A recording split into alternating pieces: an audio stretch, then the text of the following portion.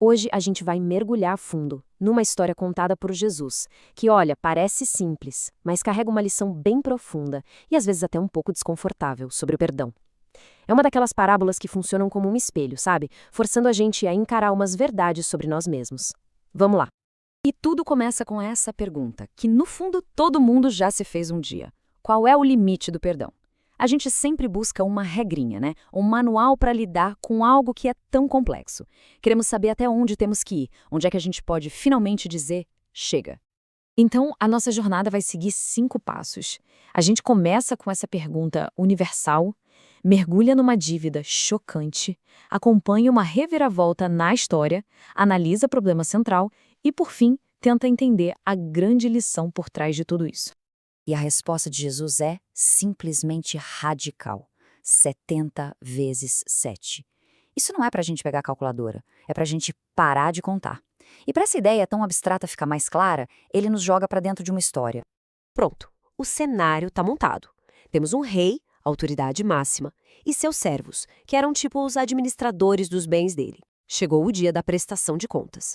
E logo de cara, a gente já conhece um servo com um problema gigantesco. Para a gente conseguir entender o tamanho do buraco, a história nos dá 2 valores para a gente poder comparar. Primeiro, uma dívida que a gente consegue imaginar, 100 denários. Pense aí, o salário de uns 3, talvez 4 meses de um trabalhador daquela época. É uma grana com certeza. Mas, com tempo, esforço, era algo que dava para pagar. E aí vem a dívida do primeiro servo com o rei. 10.000 talentos. Gente, isso é um valor tão astronômico que chega a ser surreal. Seriam necessárias milhares de vidas de trabalho para pagar isso. É literalmente uma dívida impagável. Ponto final. E aqui, a reação do servo diz muito sobre a gente. Ele não pede perdão, ele pede paciência. Ele promete eu vou pagar, como se fosse possível negociar o inegociável. É um retrato da nossa tendência de achar que a gente consegue consertar tudo, de merecer aquilo que na verdade só pode ser dado. A resposta do rei é um choque. Ele não negocia, ele não faz um plano de parcelamento, ele simplesmente perdoa, apaga a dívida, zera o placar. É um ato de pura graça, muito, mas muito além do que o servo sequer ousou pedir. Então, aquele servo, agora livre de uma dívida impossível, sai do palácio.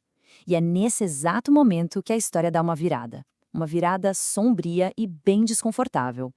Olha só que contraste absurdo. O mesmo homem que acabou de ter uma dívida de 10.000 talentos perdoada, encontra um colega que lhe devia 100 denários, uma ninharia perto do que ele devia.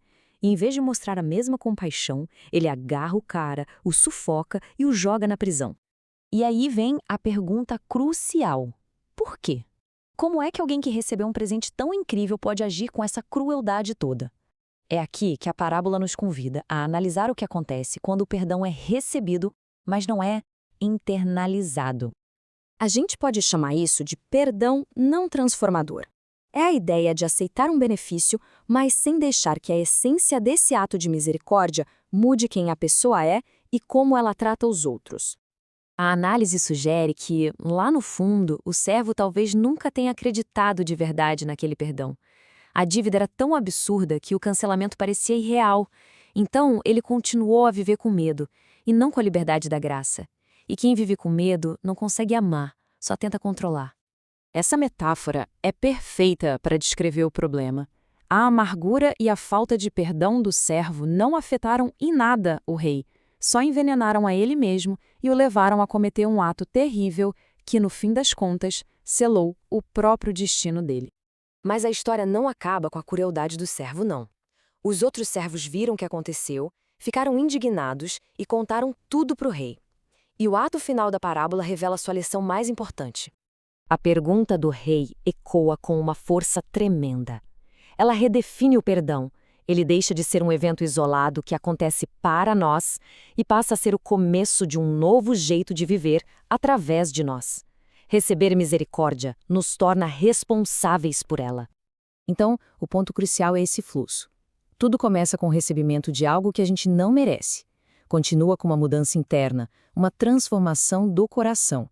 E culmina quando a gente estende essa mesma graça para o mundo ao nosso redor.